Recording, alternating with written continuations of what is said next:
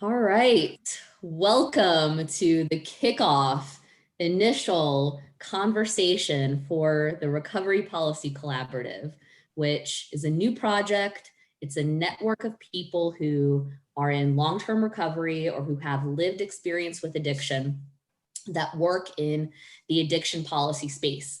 And we have people who are working both in government at the local, state, and federal level, as well as people who work out in their communities doing recovery work, harm reduction work, advocacy, from a whole range of different industries that all have a focus on or touch on changing the system that treats addiction. And today I'm here with two dear friends, Tom Coderre and Ariel Britt, both who are collaborative members. And we really just wanted to have a conversation about, what is the Recovery Policy Collaborative Network? How did it get started? And, a little bit on why you're a part of it and where we hope that it would go. And I'll give a little bit of a kickoff intro and then want to turn it over to you guys with some specific questions, and then we'll get into it. So, we started this collaborative, I think, was it the summer of 2020, maybe early summer, when 2020 basically started to throw a bunch of curveballs our way.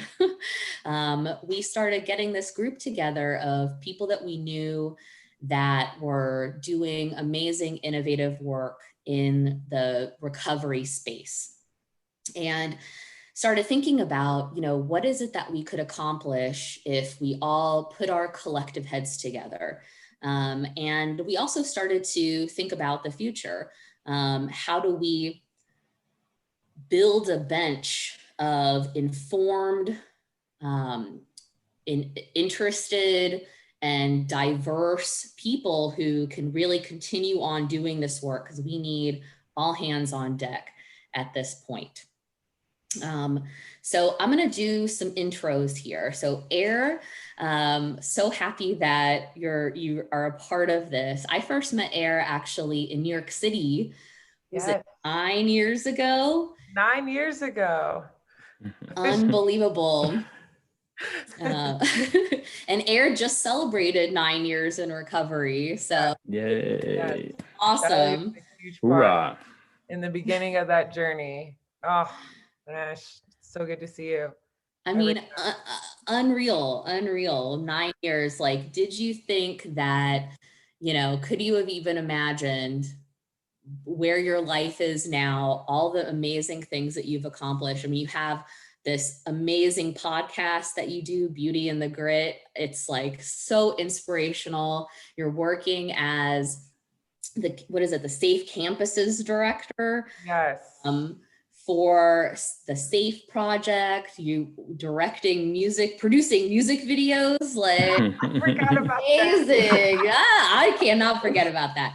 So did you think, like, how was that even, was it even a seed of possibility when you first entered recovery? How did you get from there to here?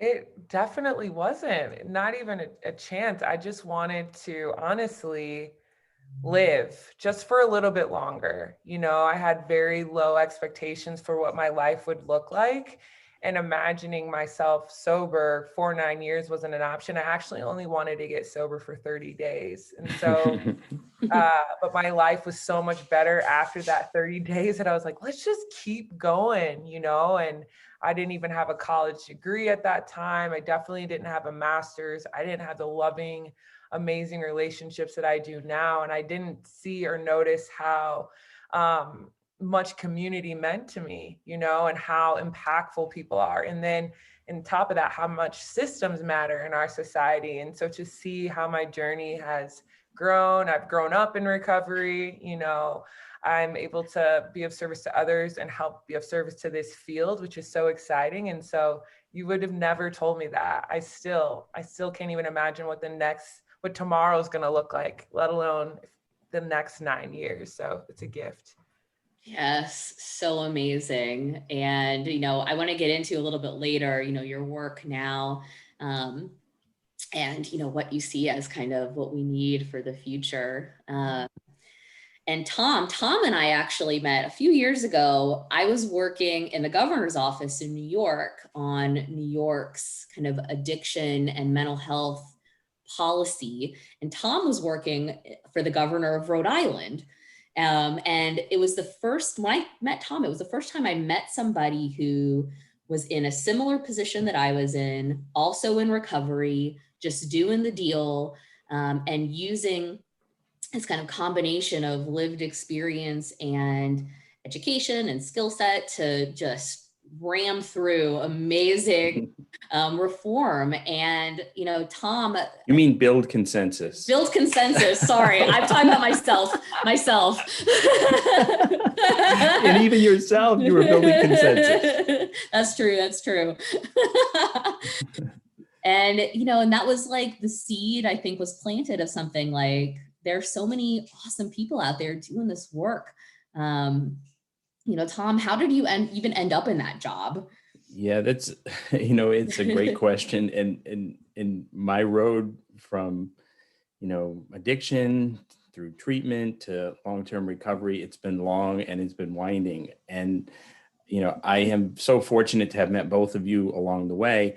I'm just getting to know Air as part of this collaborative, but just hearing you talk, Air, about that journey gave me goosebumps and, you know, made me emotional because I felt the same way. Of course, there's a lot of identification we have as people in recovery about the journey, right? And when I first got into recovery, I thought my life was pretty much over, my life that I had known before.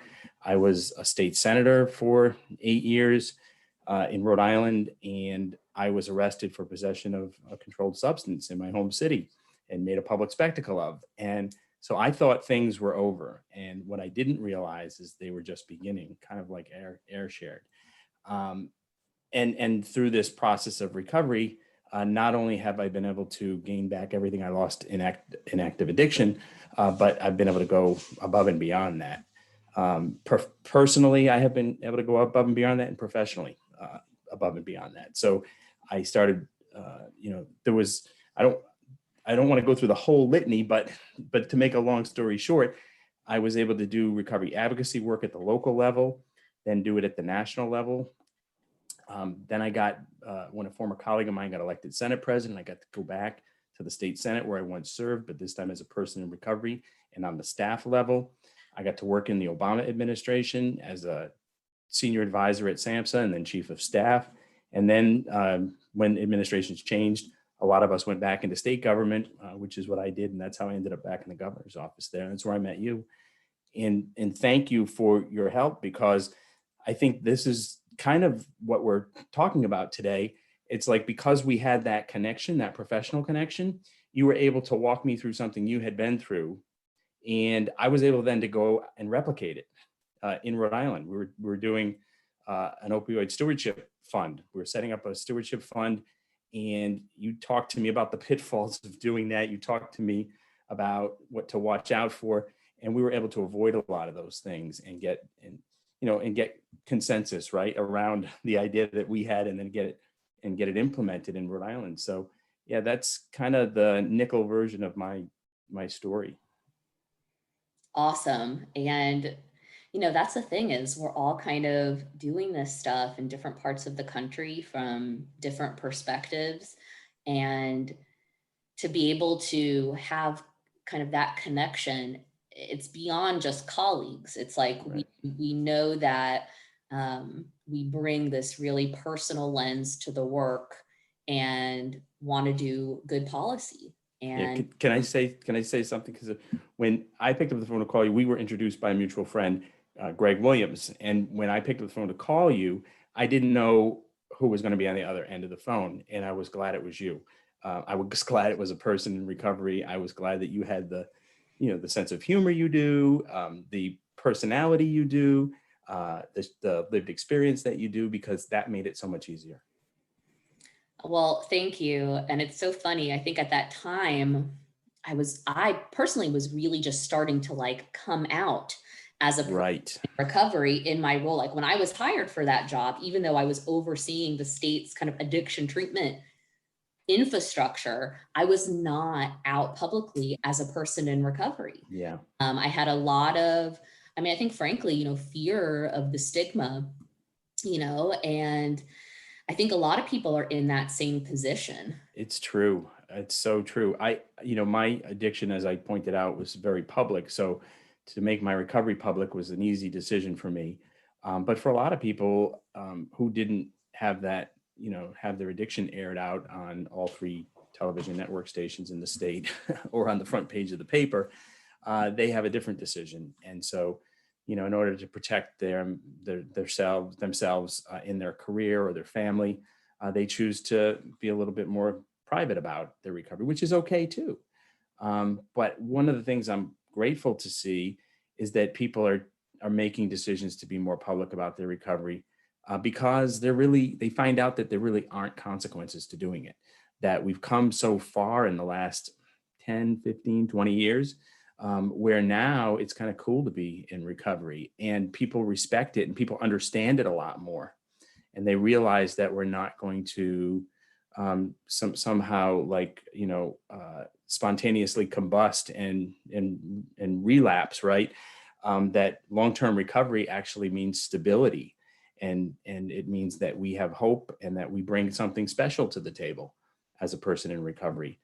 And that's what I've been able to see in my work, whether it be at the local, the state, or the federal level, that there are more and more people in recovery sitting at policy tables. And they're there because they're a person in recovery. That's how they that's how they got chosen, because they want that lived experience. And I remember how, overwhelming that was, or even intimidating that was in the beginning, to be sitting around with a bunch of doctors and lawyers and people with advanced degrees. And I didn't want to say a word. I was afraid at first. And then people all got quiet and said, "Tom, what do you think?" And they were genuinely interested in what the policy that they were looking at or debating, how that would actually play out in the real world.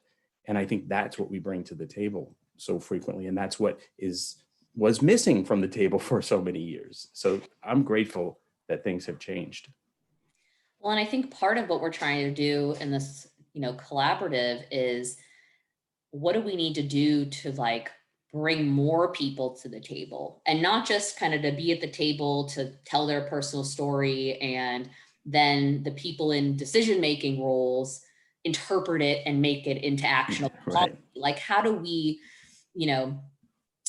we want to recruit a bench. We want to recruit, have folks that can be at those tables and, be at every level of decision making. And it's really hard, right? When people already feel, marginalized, people who have, been incarcerated, people who are in recovery, or who are part of groups that society, sometimes marginalizes as well. Women, people of color,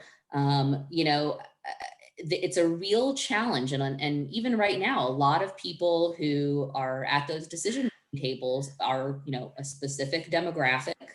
And how do we start to change that? And I guess, it's a question I want to hear what Air thinks about, because I know, you have this leadership academy, and you also speak frequently, a part of the recovery community. What do you think we need to kind of shift it? Because we have to have more people at the table, and diversity at the table. Yeah, definitely. I think about my own experience just in how I even got here, right? When I went back to the University of Michigan, they had just started up a collegiate recovery program. And it was a service that I benefited off of so deeply. I don't even know if I would have graduated college without that, right? Without that group of people. That's where I saw the trailer to the Anonymous people. My friend did the music for that trailer and sent it to me. And I was like, that's it. Like, I'm not going to want to feel stigmatized because of all the things, being a Black woman and also a person in recovery. Like, I love the anonymous spaces that I can go to and how I can identify, but this felt like such a push for me to want to do more. And so I decided to go myself to grad school. And I remember taking my first policy class and being like, what? Like, this seems ridiculous, you know? The amount of work that it takes to change just a little bit of a language in anything in policy and advocacy, it just seemed way too hard. And now just even being in this group and connecting with Shelly and seeing the trajectory of my career, I look back and I see how it was a policy that created the collegiate recovery community. It was a policy that created all of these things that I get to benefit from, that helped save me, you know, and gave me a life beyond what I thought was possible. And so for me, there's always this lapse and understanding that I often even hear from myself or from people in general, where it's like, even from the standpoint of like, I don't need a vote. What does that even matter? I don't need to be a part of this conversation. They don't care. And for me, it's just trying to support and coach and mentor and assist the young people and the people. I think Tom said it best in one of our meetings, like, how are we going to support the folks that will take our jobs one day? How are we going to do that? And we have a responsibility to do that because, like you said, no one is going to advocate for ourselves more than us. No one's going to know our experience more than us. And it gets intricate, you know? Now we're getting to a Black woman, a Black gay woman, like whatever, the transgender, there's so many things. Like, how can we widen that net and really support the folks that are just a little bit interested? Oh, that sounds so intriguing. Like, tell me more about that. And then who's going to be able to tell them more? And so that's really what I try to do in my work, working with young people and folks. I've had one student that went from being a lit major to wanting to work in policy, just from her experience in the Leadership Academy and seeing how that piece of advocacy and work that she can do on her campus changed everything. It just changed everything. And just offering that space and offering that chance to kind of see the inner working and understand that, like, you're benefiting off of policy and you don't even know it. Like, that's stunning, you know? So just more of those spaces that we can really create is the better.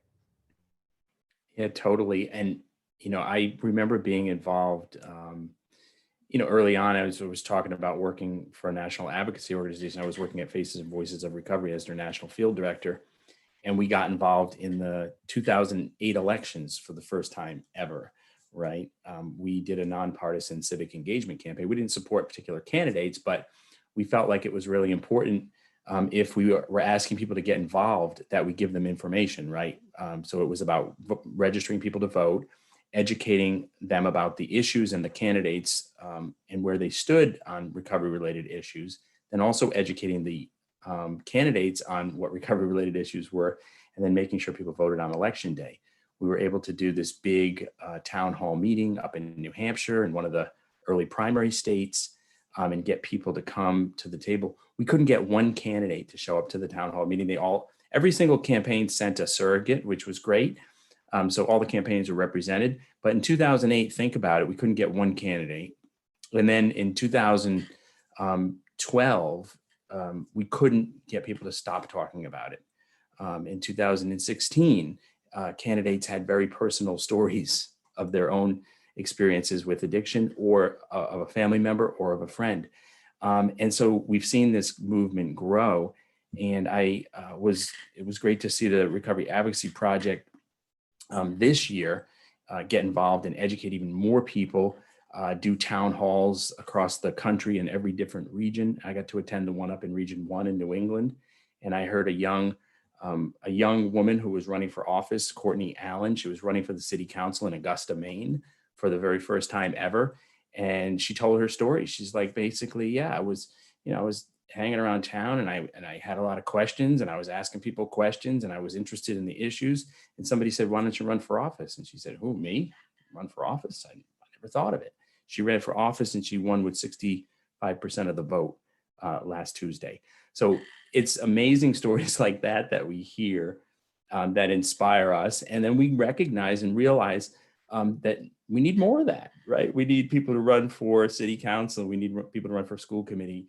We need people to run for state senator and state representative and governor and Congress and president, quite frankly, right, from right across the ballot, from the top to the bottom of the ballot. We need to see people in recovery and recovery voices counted in our system of government, because like you said, Shelly, it's not about just somebody being at the table and sharing their lived experience. It's about holding the position too. I mean, we have the capacity, we have the ability, we have the leadership skills, and we have the right, just like anybody else, to be sitting at those tables and in those leadership positions. I mean, it's so interesting. Like, so what Air said, you watched The Anonymous People and were fired up, and that was totally my experience also. And Greg Williams, who directed that, is a part of the collaborative also. And I remember I watched that film. At the time I was working as a civil rights lawyer in New York City, which was a freaking cool job. It was like, awesome.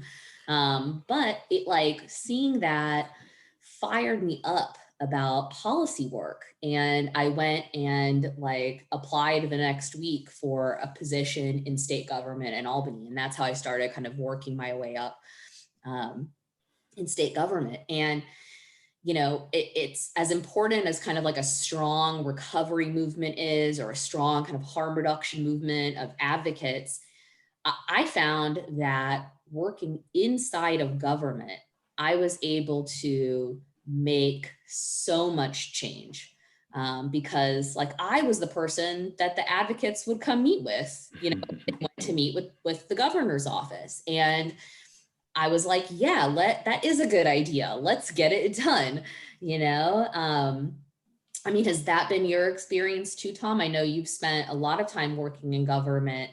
What's your perspective of kind of working inside and making change? And would you say to somebody that like wants to get involved in changing the system, should they consider going, to the government side? That's an easy answer for me. It's a yes. And you are uniquely positioned if you're on the inside, in a way that you never would be on the outside. There's a need for both, of course, but if you can stomach it, right, and if you can, because it is somewhat seen as the dark side, right, when you go on the inside, because you are in a decision-making capacity and you have to say no to a whole lot of things.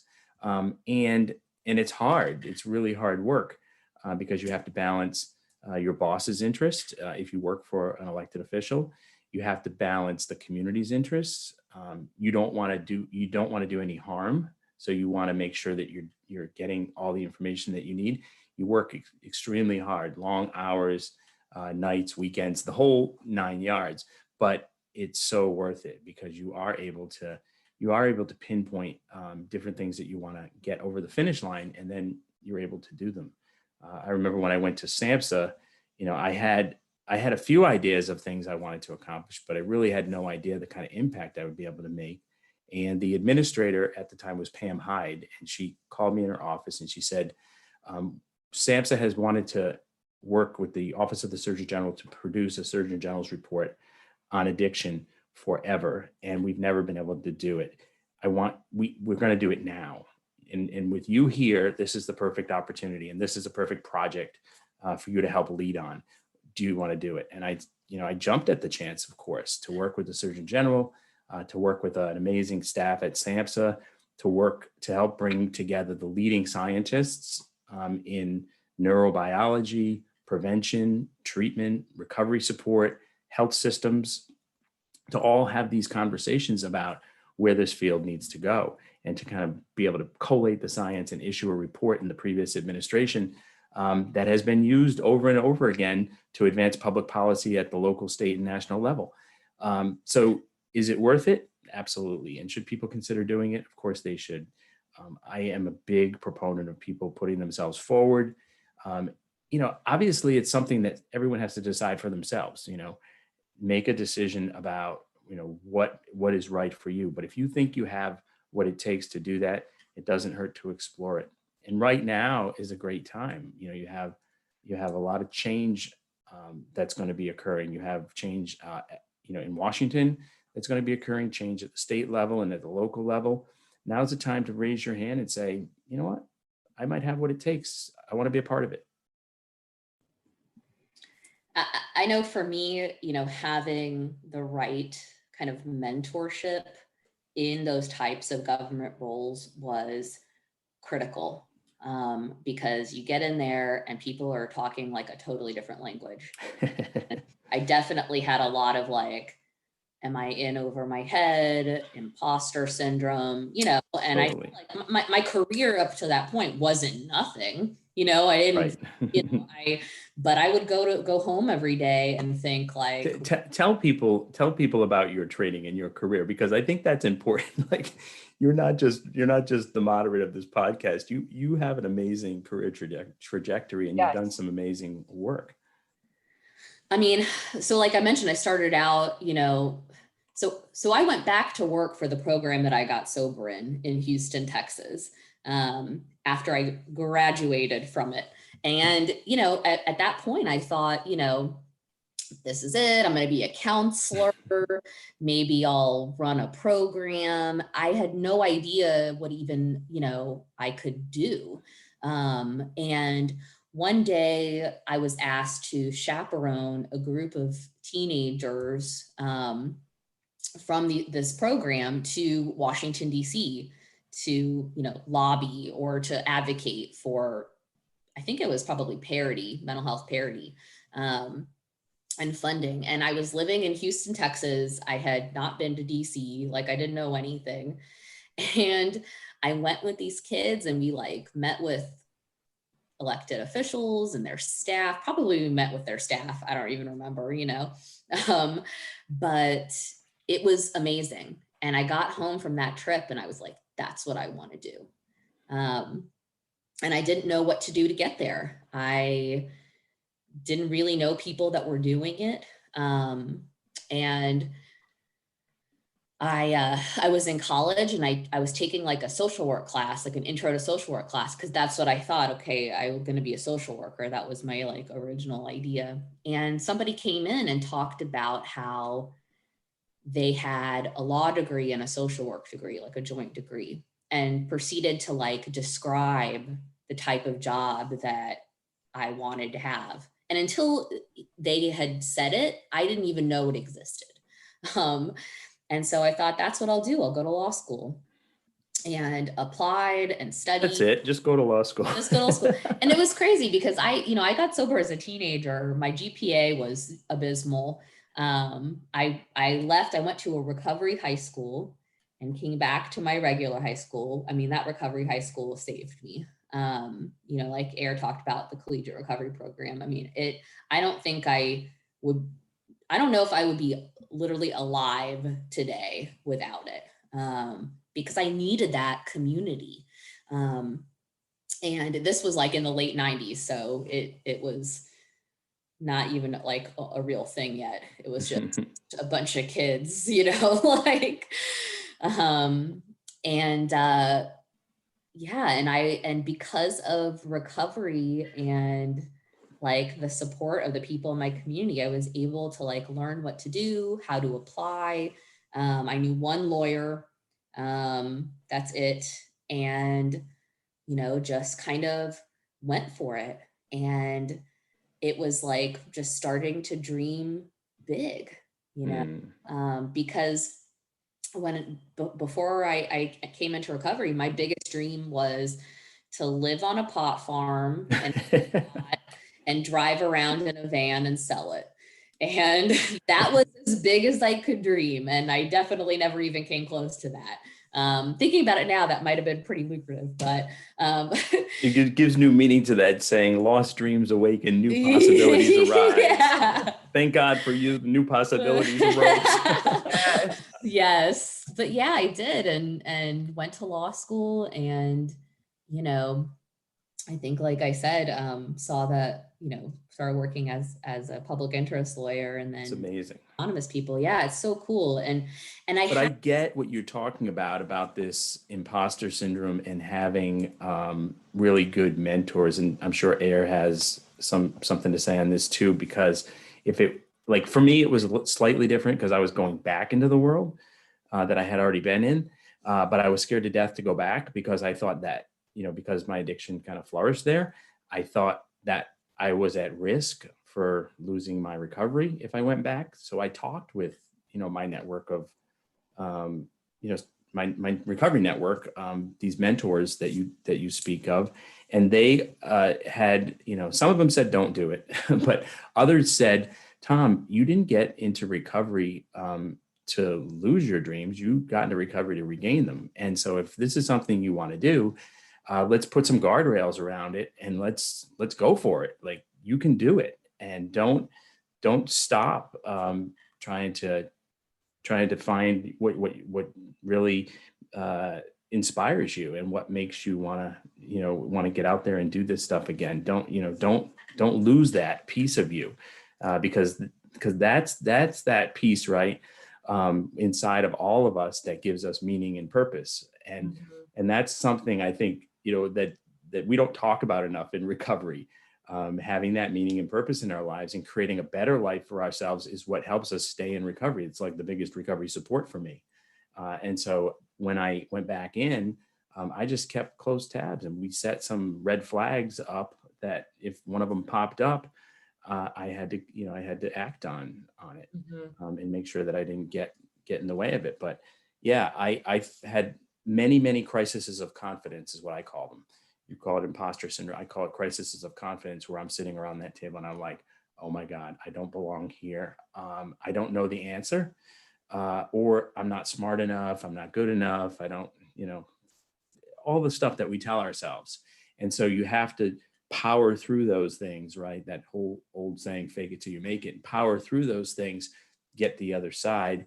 And then you realize that really you were smart enough. You were good enough. And you did bring something to the table. You offered something.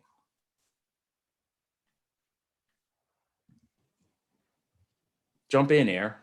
Yeah, I'm interested in.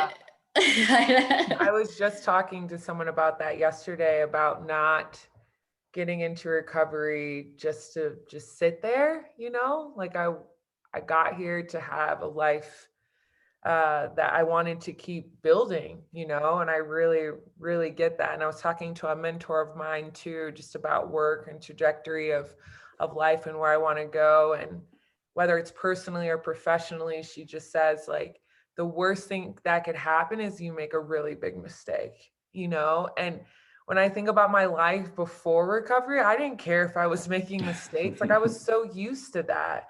And so this notion that I don't get to make mistakes, that now that I'm in recovery, is so, it's stunning to myself that I feel at times I have to be perfect, when my recovery gives me the capacity to actually have relationships, to ask for help, to be mentored, to talk about these things, to see where I can, do my best and then let it go. If things aren't going to work out, they're not going to work out. And I don't have to hold on to that. I can, direct my energy elsewhere. And it's just been, for me, just something that I think we've even tried within our leadership academy to switch the way that we even talk about leadership, like us really creating a space where our students get to know themselves a lot better, so they have better discernment and judgment on, similar to Tom's story, like, I'm passionate about working in government. This is what makes me really happy and excited. I want to try that again. Well, then you get permission to do that. I've told students to drop out of school and go to Hawaii and like be of service in this way. And like, school will be there. Come on back when you're ready. And they come back and they graduate.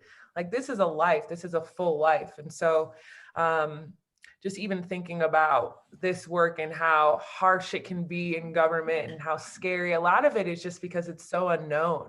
Not a lot of people get a piece of that pie. And so to have like direct relationships with Shelly and with Tom, to see what really goes on and how we are needed at this table in such a big way is so helpful. So like y'all are ahead of us, so that folks like me who still don't really understand what's going on, I'm just happy to learn and be at the table and be like, no, I need to get over myself. I need to get over, because sometimes the story just isn't enough, you know? Right. Oftentimes it's not enough. Like we need to change policies. We need to change things. So I'm just so eager to learn about this. And I don't even necessarily enjoy all of it, right? But I enjoy the wins afterwards. I enjoy the impact that I get to benefit from because of the work that y'all just are so on fire to do. Yeah, it's kind of this, you know, I was thinking about how like lucky we've been to in the process. Some of it's privilege, of course, and I don't want to not call that out, because I think it's important to call it out when we see it. So I've been the beneficiary of privilege, clearly, and some of the opportunities I've had, or many of the opportunities I've had, have been a result of that. And so I feel a real responsibility now to make sure that other people have privilege, right? To share the privilege, and also understand that there's opportunity, right? Some of it's luck, because some of the things that have happened in my life are lucky. Some of the things that happened in your guys' life, I'm sure you relate, right, are because of luck. And luck, the definition of luck is when opportunity meets preparedness, right? We have this opportunity that comes around, we're prepared to take advantage of it, and we move forward, and we're like, okay, I guess I was lucky. I got this chance to do something really special or really important. And I think some of the things about being in recovery for me are really giving me awareness. I've gotten awareness around when these opportunities kind of pop up in my life, and I'm able to take advantage of them as a result of the awareness too, which I didn't have prior to getting in recovery. Yes, absolutely. I think about that even in my own experience. I, as a Black woman, understand my privilege through and through. Just the fact that, one, I've been in recovery for this long, I have the education I have, and I think some folks will call me an anomaly, you know, and I think that's always interesting. I'm often just in spaces where many folks don't look like me, don't have the same background, and I could easily just leave it there, right? I could easily just say, like, I'm glad to be there. I'm just going to keep it that way. But for me, it just becomes a responsibility. And I think that's really what the beauty of this time and us creating this collaborative of coming together and saying, like, this is an opportunity while we're slowing down to really come together in community in a different way and to collaborate on some changes. There's going to be a shift in our administration. We know that now. How are we going to be preparing for that? How are we going to be working together? What are the precedents? You know, Tom, you were sharing about Shelly's experience, that Shelly had done something in Albany. Let's try to do that now. Yeah. Where can we have more of those conversations and set precedents so that we can change the landscape across the nation, you know? And so that's just, for me, I enjoy, and I'm so grateful to be around people in this field at different points that feel responsible, because no one is coming to save us. Like, no one is, you know. We get to put the work in and get to break down these doors and open up new spaces, and then also just hang out with each other and have a tough day. Yeah. I think about that within our group, where it's like, we don't need to talk about anything but that energy we feel in this room that's just off. Like, a lot of people are having a bad day this week. Let's just take it there. Because how often can we do that in our spaces when we're working that go work, you know? So that's also the beauty of this group for me too. Yeah, I'll never forget when we were having one of our policy collaborative meetings, and you kind of just shut the whole thing down and said, hey guys, can we just take a minute here to, to just have a little meditation and a quiet moment, and then share how you're doing. And everyone kind of went around the room, shared how they were doing, and it was a great exhale for people. Mm-hmm. And they really needed that at the moment. Mm-hmm. But I was also thinking, as you were talking about, my friend Aaron Kocharski, who is putting together now a list of model legislation, stuff that's passed around the country. He called me the other day and said, hey, let's brainstorm about things you've seen or heard about. And so he's tracking all that legislation down to put us in a position, like you said, Air, to know what the good policies are, so that advocates on the ground can then do their work, right? Get going and get started, because there's a legislative session going to start in January, and people are going to need stuff to do. And they need, I think one of the things our community needs, it needs direction. Yes. Because, and I don't mean direction like, hey, go do this. I mean, like, here are the collective kinds of things that we want to see happen in our country. Here's some examples of them. And these are things that you might want to take on as projects, that kind of direction, some concrete examples, because people don't know what they don't know, right? Mm-hmm. And I think that's one of the things I'm excited about the collaborative for, is helping guide people in that way, to show them the way, show them the ropes, and give them that little extra push or confidence, or even information, right? Even knowledge that they might lack to go to the next level. Right. And vision, right? Where do vision we would be great. See our systems 5 years from now, 10 years from now? And we have so many talented people who are doing that work at every level, and kind of getting the collective together. I mean, like Tom, you mentioned the Surgeon General's report that you worked on. That was assigned reading from me for my that I taught at Georgetown this last semester, and it's like, all of us have like these pieces, and, there's great work going on around the country. How do we scale it? How do we elevate it? And to what end? And I think that's, and then who do we kind of bring into the collective to, execute it, to implement it. And that's the work of this group. And I couldn't be more excited. And I think, for the past 6 months, we've been meeting and thinking about like, what do we want to do?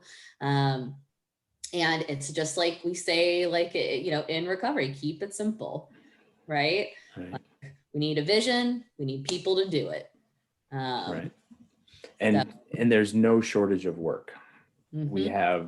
There's so much work to be done in this space. And, we're not going to always agree on everything that needs to be done either. So where can we find common ground? Where can we then come together and say, we're going to work together on these 3 priorities? It doesn't have to be, we don't have to boil the ocean, right? We can narrow it down to some very simple, like 3 priorities. Here's what we're going to move forward with. Here's what we're going to help each other on. And then when we complete those, we'll think of 3 more. Plenty of work to be done. Plenty. For sure. Plenty. So I'm excited for more of these conversations. I mean, we've talked about all different kinds of topics and inviting people, like Tom mentioned, running for office in recovery. We talked about like the basics of policy. What do people need to know? How do you even get from, thinking about a policy career? What does it even mean to doing it? So we're going to be rolling out a lot of different conversations with Recovery Policy Collaborative members and other folks over the next, however long. And I couldn't be more excited about that, about the work ahead, and, building something that we all know needs to be built. So any final thoughts from each of you guys? Air. Yay! That's all I ever say. Happy to be here. I think you closed it out well, and more be revealed. Looking forward to being a part of it. Yeah, and I want to thank you, Shelly, and the folks at Georgetown for committing resources like your time and some financial resources to getting this off the ground and being able to bring people together in this way. We are, and I think everyone mentioned this that has come together in these meetings so far. We are we're in need of something like this. We don't have something like this in this space. So thank you for thinking of it and committing the time and effort it's going to take to get it off the ground. We appreciate it. Awesome. Thanks, Tom. And thanks to you both. And see you at the next collaborative meeting. Looking forward to it. Bye. Bye-bye.